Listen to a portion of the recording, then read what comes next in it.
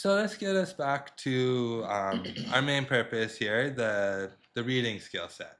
So recently you just attended, or not too recently, last year you went through and learned sort of the Jolly Phonics program.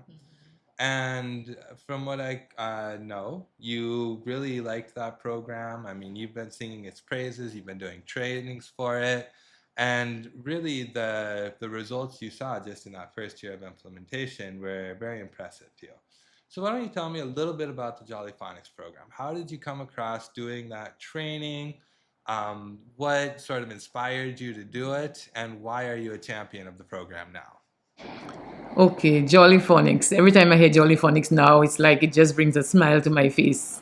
I had heard a little about the Jolly Phonics program from some other teacher friends, but the way they explained it and described it to me, I often told myself, but I don't understand how this is possible. I mean, I had been teaching reading for so many years, and here they were describing a totally different way of doing it. I doubted it.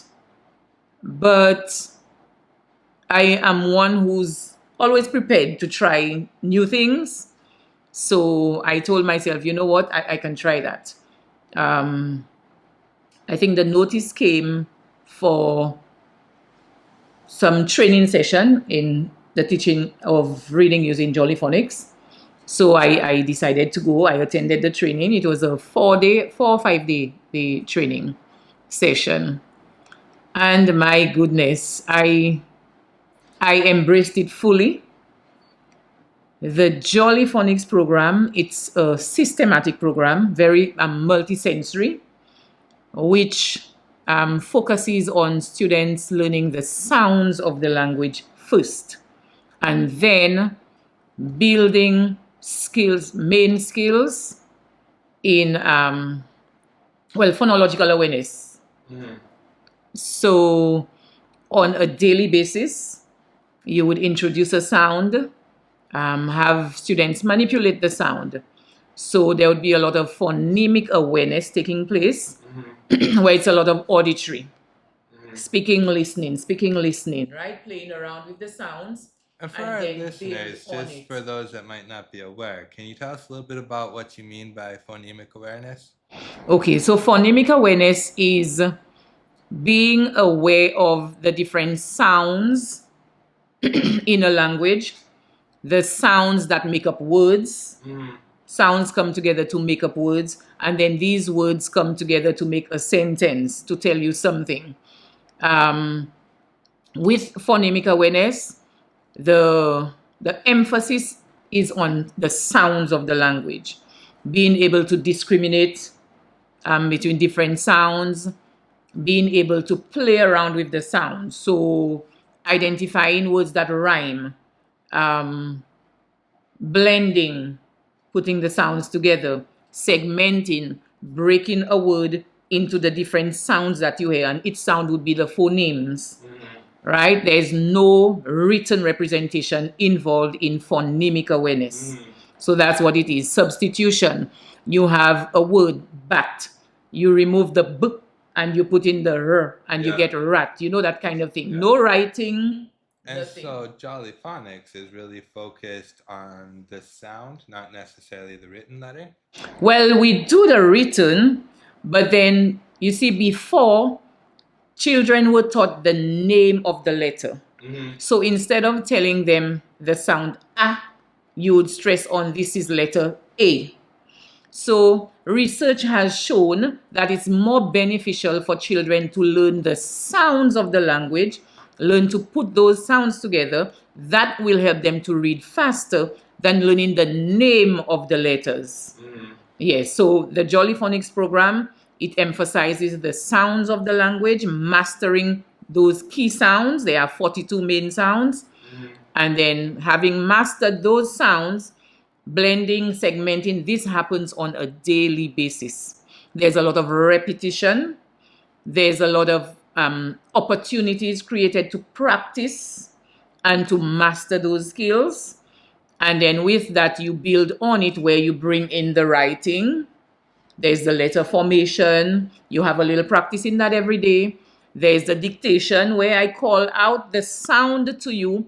You write the representation, not necessarily knowing the name of what you're writing, but you just know the grapheme, you know the written symbol for that sound, right? When you see that on paper, you can put those sounds together and read a word without necessarily knowing the name of the letter. Of course, teaching the name of the letter comes, but it comes later. So with that, I learned it up there. I did doubt it, but I was prepared to try it. I came in, I tried it, and Mr. Blaine, the results were amazing.